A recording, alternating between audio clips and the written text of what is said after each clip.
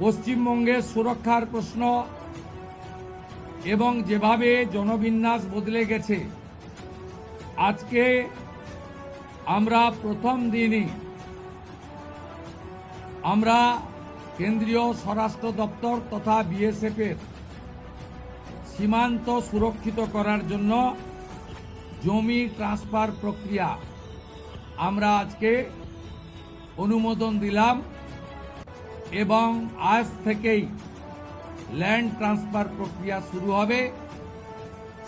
ভূমি ও রাজস্ব সচিব তাকে এবং মুখ্য সচিবকে দায়িত্ব দেওয়া হলো ৪৫ দিনের মধ্যে বিএসএফ এর প্রয়োজনীয় জমি হস্তান্তর সম্পূর্ণ করতে হবে, যা আমাদের কেন্দ্রীয় স্বরাষ্ট্রমন্ত্রী নির্বাচনের আগেই বলেছিলেন।